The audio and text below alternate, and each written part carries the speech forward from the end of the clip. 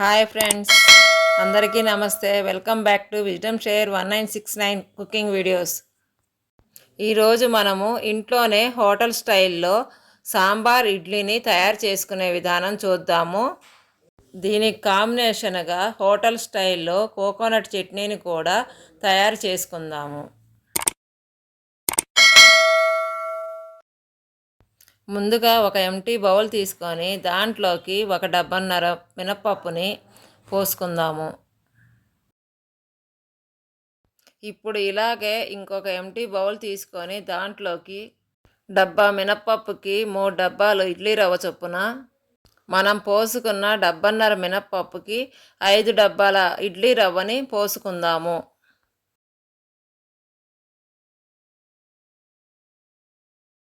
ఇప్పుడు ఈ మినప్పప్పుని శుభ్రంగా 3 సార్లు వాష్ చేసుకొని దానికి తగినన్ని నీళ్లు పోసుకోవాలి. అలాగే ఇడ్లీ రవ్వను కూడా 3 సార్లు శుభ్రంగా వాష్ చేసుకొని సరిపడే అన్ని నీళ్లు పోసుకోవాలి. ఇప్పుడు ఈ 2 గిన్నెల మీద మూత పెట్టుకొని ఒక 4 గంటల సేపు నానబెట్టుకోవాలి. మీరు పొట్టుపప్పు పోసుకున్నట్టయితే 7-8 గంటలు నానబెట్టుకోవాలి. అదే సాయిగుండ్లు అయితే 3-4 గంటలు అయితే సరిపోతుంది. ఇప్పుడు మినపప్పు నానబెట్టి 4 గంటలు అయిపోయిందండి. ఒకసారి మూత తీసి ఉబ్బినాయో లేదో చూసుకుందాము. చూశారు కదండి మినపప్పు ఎంత బాగా ఉబ్బాయో. ఇప్పుడు ఈ 2 గిన్నెల్లో ఉన్న నీళ్ళను పారబోసి మరలా ఒక 2 సార్లు శుభ్రంగా వాష్ చేసుకోవాలి. ఇప్పుడు మనం వీటితో ఇడ్లీ బ్యాటర్ని తయారు చేసుకుందాము. కాబట్టి గ్రైండర్ ఆన్ చేసుకొని దీంట్లోకి కొంచెం కొంచెంగా మినప్పప్పుని పోసుకుంటూ ఉండాలి. ఒకవేళ మినప్పప్పు అనేది పోసుకుంటున్నప్పుడు పత్రం అనేది ఆగిపోతే కాసిన నీళ్లు పోసుకొని మళ్ళీ మినప్పప్పుని పోసుకోవాలి. ఇప్పుడు ఈ పప్పుని ఒక 40 నిమిషాల పాటు గ్రైండ్ చేసుకోవాలి.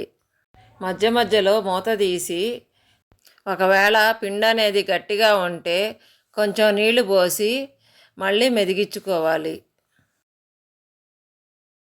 40 నిమిషాలు అయిపోయిందండి. పిండి కూడా బాగా మెదిగిపోయింది కదా. ఇప్పుడు దీంట్లోకి మనము 1 స్పూన్ గల్లుప్పు వేసి గ్రైండర్ మీద మూత పెట్టుకొని మరలా 1 నిమిషం పాటు గ్రైండ్ చేసుకోవాలి. ఈ పాటికి మనం వేసుకున్న గల్లుప్పు కూడా మెదిగిపోయి ఉంటుంది కాబట్టి ఇప్పుడు ఈ పిండి మొత్తాన్ని కూడా మనం రవ్వ ఏదైతే పిండుకున్నామో రవ్వ గిన్నెలోకి ఈ పిండి మొత్తాన్ని కూడా తోడుకోవాలి. ఇప్పుడు ఈ పిండి రవ్వ మొత్తం కూడా బాగా కలిసేలాగా కలుపుకోవాలి. మనం ఎంత బాగా కలుపుకుంటే ఇడ్లీ అనేవి అంత స్మూత్గా వస్తాయి. ఇప్పుడు ఈ పిండితో మీరు ఏ రోజైతే ఇడ్లీలు వేసుకోవాలనుకుంటారో ఆ ముందు రోజు నైట్ బయట పెట్టుకోండి. ఇలా పిండి అనేది బయట పెట్టుకోవటం వలన పిండి అనేది బాగా పులిసి ఇడ్లీలు అనేవి బాగా మెత్తగా వస్తాయి. నేనైతే ఇడ్లీలు రేపు ఉదయం వేసుకోవాలనుకుంటున్నాను కాబట్టి పిండిని ఈరోజు నైట్ అంతా కూడా బయటనే పెట్టుకుంటున్నాను. తెల్లారైపోయిందండి. ఒకసారి పిండి గిన్నె మూత తీసి చూద్దాము. చూశారు కదండి, పిండి అంతా పులిసిపోయింది. ఇప్పుడు ఒకసారి పిండి అంతా గంటితో కలుపుకుందాము. ఇప్పుడు ఒక ఇడ్లీ ప్లేట్ తీసుకొని దాంట్లో 4 గుంతలకి సరిపడేలాగా 1 స్పూన్ ఆయిల్ వేసుకొని బ్రష్తో గుంత నిండా అప్లై చేసుకోవాలి. ఇప్పుడు ఈ గుంతల్లోకి ఇడ్లీ పిండిని వేసుకోవాలి. ఇప్పుడు ఇదే విధముగా మిగతా ఇడ్లీ ప్లేట్లకి కూడా ఆయిల్ అప్లై చేసుకొని ఇడ్లీ పిండిని వేసుకోవాలి. ఇలా ఇడ్లీ ప్లేట్లకి ఆయిల్ పూసుకోవటం వలన మనం ఇడ్లీ వేసినప్పుడు అవి అతుక్కోకుండా ఈజీగా వచ్చేస్తాయి. ఇప్పుడు ఒక ఇడ్లీ పాత్ర తీసుకొని దాంట్లో 1 లోటా నీళ్లు పోసి ఈ ఇడ్లీ స్టాండ్ మొత్తాన్ని దాంట్లో పెట్టి ఒక 15 నిమిషాల పాటు ఉడికించుకోవాలి. నేనైతే 2 ప్లేట్ల ఇడ్లీ మాత్రమే వేసుకుంటున్నాను కాబట్టి ఇడ్లీ పాత్రకు బదులుగా ఒక కళాయిలో గ్లాసున్నర నీళ్లు పోసాను. ఇప్పుడు దీంట్లో ఒక చిన్న కప్పు గిన్నె పెట్టుకొని ఇడ్లీ స్టాండ్ పెట్టుకుంటే కొంచెం ఎత్తు పెరిగిద్ది కాబట్టి ఉడుకుతున్నప్పుడు నీళ్లు పొంగినా కూడా అడుగున ఉన్న ఇడ్లీ ప్లేట్లోకి నీళ్లు రాకుండా ఉంటాయి. ఈలోపు మనము కొబ్బరి చట్నీని తయారు చేసుకుందాము. కాబట్టి ఒక కొబ్బరి చిప్పను తీసుకొని దాన్ని చిన్న చిన్న ముక్కల్లాగా కట్ చేసుకొని ఈ ముక్కలన్నింటినీ కూడా శుభ్రంగా వాష్ చేసుకొని పక్కన పెట్టుకుందాము. ఇప్పుడు స్టవ్ మీద ఒక ప్యాన్ పెట్టుకొని ప్యాన్ వేడెక్కిన తరువాత 2-3 స్పూన్ల నూనె వేసి నూనెను కూడా వేడి చేసుకోవాలి. ఆ తరువాత ఒక 5-6 పచ్చిమిరకాయలు వేసి నేను చూపిస్తున్న విధముగా వచ్చేలాగా వేయించుకోవాలి. ఇప్పుడు ఇదే విధముగా కొంచెం కరివేపాకు, ఒక పావు స్పూను జీలకర్రను కూడా వేసి వేయించుకుందాము. ఇప్పుడు ఒక మిక్సీ జార్ తీసుకొని దాంట్లోకి మనం ముందుగానే తడిపి పక్కన పెట్టుకొని ఉంచుకున్న కొబ్బరి ముక్కల్ని వేసుకోవాలి. అలాగే మనం వేయించుకున్న మిశ్రమాన్ని మొత్తాన్ని కూడా వేసుకోవాలి. ఇప్పుడు దీంట్లోకి రుచికి సరిపడే అంత గల్లుప్పు, కాచి చల్లారు పెట్టుకున్న 1 గ్లాసు పాలను కూడా వేసి మూతబెట్టి గ్రైండ్ చేసుకోవాలి. మీరు గుర్తుంచుకోవాల్సింది ఏంటంటే నీళ్లకు బదులుగా పాలు పోసుకుంటేనే కొబ్బరి చట్నీ అనేది రుచిగా ఉంటుంది. నాకు కొబ్బరి చట్నీ మెదగటానికి 3 గ్లాసుల పాలు పట్టాయి. కొబ్బరి చట్నీ అనేది ఇలా పలుగ్గానే మెదిగించుకుంటే టేస్టీగా ఉంటుంది.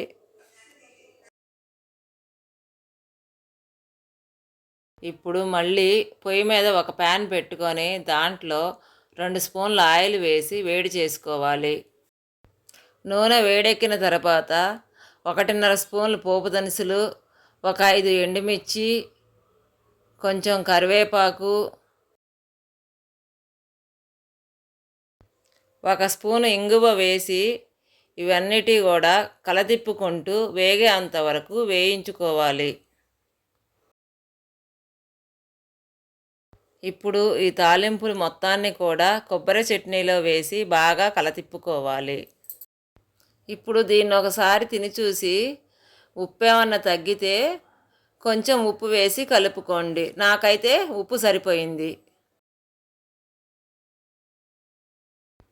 ఇప్పుడు ఒకసారి ఇడ్లీ ఉడికినాయో లేవో మూత తీసి చూసుకుందాము. చూస్తున్నారు కదండి, ఇడ్లీ పిండి అనేది వేలికి ఏమీ అంటుకోవటం లేదు. అంటే ఇడ్లీ అనేది ఉడికిపోయినట్లు. కాబట్టి మనము ఇక స్టవ్ని కూడా ఆపేసుకుందాము. ఇప్పుడు ఈ ఇడ్లీ అన్నింటిని కూడా ఒక ప్లేట్లోకి తీసుకుందాము. చూస్తున్నారు కదండి, ఇడ్లీ అనేది ప్లేట్కి అతుక్కోలేదు, అదే విధముగా మెత్తగా కూడా ఉన్నాయి. ఇప్పుడు ఈ ఇడ్లీని మనం వేసుకున్న కొబ్బరి చట్నీతో నంచుకొని తింటే చాలా రుచిగా ఉన్నాయి. ఇప్పుడు ఈ రుచిని మరింత పెంచడానికి సాంబార్ని కూడా తయారు చేసుకుందాము. ఇప్పుడు దీనికోసము ఒక కుక్కర్ని తీసుకొని దాంట్లో ఒక గిద్దెడు కందిపప్పు పోసి శుభ్రంగా కడుక్కొని పక్కన పెట్టుకోవాలి. నేనైతే సాంబార్లోకి సొరకాయ, దోసకాయ, ఉల్లిగడ్డ వేసుకుంటున్నాను. మీరు వీటితో పాటు మీకు ఇంకా ఏమైనా వెజిటబుల్స్ ఇష్టం ఉంటే వాటిని కూడా వేసుకోవచ్చు.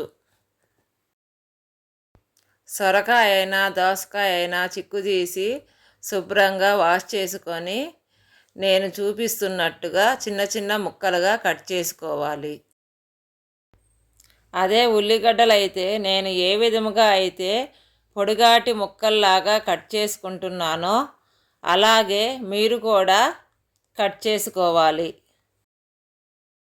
ఇప్పుడు ఈ ముక్కలన్నింటినీ కూడా మనం ముందుగానే కడిగి పెట్టుకొని ఉన్న కందిపప్పు కుక్కర్లోకి వేసుకొని తగినన్ని నీళ్లు పోసి 1 స్పూను పసుపు, కొంచెం కరివేపాకు, కొంచెం కొత్తిమీర, కొంచెం 1 స్పూను ఆయిల్ వేసి బాగా కలుపుకొని మూత పెట్టుకొని ముక్కలు ఉడికే వరకు ఉడికించుకోవాలి. ఇప్పుడు మనం సాంబార్ పొడిని తయారు చేసుకునే విధానం చూద్దాము. ఇప్పుడు స్టవ్ మీద ఒక ప్యాన్ పెట్టుకొని 3 స్పూన్ల ఆయిల్ వేసి, ఆయిల్ వేడెక్కిన తరువాత 1 స్పూన్ మినపప్పు, 1 స్పూన్ జీలకర్ర, 5 ఎండుమిర్చీలు, కొంచెం కరివేపాకు వేసి కలదిప్పుకోవాలి. ఇప్పుడు ఇవి వేగిన తర్వాత 1 స్పూన్ ధనియాలు, 1 స్పూన్ ఇంగువ వేసి వేగే అంతవరకు కలదిప్పుకుంటూ వేయించుకోవాలి. ఈ ప్రాసెస్ మొత్తం కూడా మంటని లో ఫ్లేమ్లోనే ఉంచుకొని వేయించుకోవాలి. ఇప్పుడు వీటన్నింటినీ పక్కన పెట్టుకొని అదే ప్యాన్లో 2 స్పూన్ల పచ్చిపప్పును కూడా వేసి వేగే అంతవరకు వేయించుకోవాలి. ఇప్పుడు ఒక మిక్సీ జార్ తీసుకొని దీంట్లోకి మనం వేయించుకున్న మిశ్రమాన్ని అన్నింటినీ పోసి మూత పెట్టి గ్రైండ్ చేసుకుంటే సాంబార్ పొడి తయారైపోతుంది. ఇప్పుడు స్టవ్ మీద ఒక కళాయి పెట్టుకొని దీంట్లోకి 3 స్పూన్ల ఆయిల్ వేసుకొని, ఆయిల్ వేడెక్కిన తర్వాత 2 టీ స్పూన్లు పోపు దినుసులు వేసి కలదిప్పుకొని దీంట్లోకి 2 ఎండుమిర్చీలు వేసి మళ్ళీ కలుపుకోవాలి. తర్వాత కొంచెం కరివేపాకు, 1 కప్పు సన్నగా తొరిగిన ఉల్లిగడ్డలు వేసి వేయించుకోవాలి. ఉల్లిగడ్డ ముక్కలు అనేవి కొంచెము వేగిన తర్వాత సన్నగా తొరిగిన 2 టమాటాలు వేసి బాగా కలదిప్పుకుంటూ కొంచెం వాటర్ పోసి కలదిప్పుకోవాలి. ఇప్పుడు దీంట్లోకి మనం గ్రైండ్ చేసి పెట్టుకున్న సాంబార్ పొడిని వేసి బాగా కలుపుకోవాలి. అలాగే ఒక చిన్న బెల్లం ముక్కను వేసి బెల్లం కరిగే అంతవరకు కలదిప్పుకోవాలి. ఇప్పుడు దీంట్లో 1 స్పూను ఉప్పు, 2 స్పూన్ల కారం,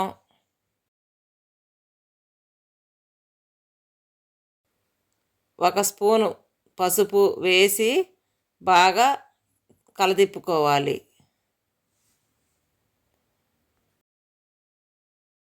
చూస్తున్నారు కదండి, పప్పు కూరగాయలు అన్నీ కూడా బాగా ఉడికిపోయాయి కదా. ఇప్పుడు మనము తయారు చేసుకున్న సాంబార్ మిశ్రమాన్ని ఈ కూరగాయల మీద పోసి సరిపడే అన్ని నీళ్లు పోసుకొని బాగా కలదిప్పుకోవాలి. ఇప్పుడు దీంట్లోకి కొంచెం కరివేపాకు, కొంచెం కొత్తిమీర వేసి బాగా కలదిప్పుకుంటూ 2-3 పొంగులు వచ్చే వరకు ఉడికించుకోవాలి. ఆహా, సాంబారు మరుగుతూ ఉంటే వాసన గుమగుమలాడిపోతుంది.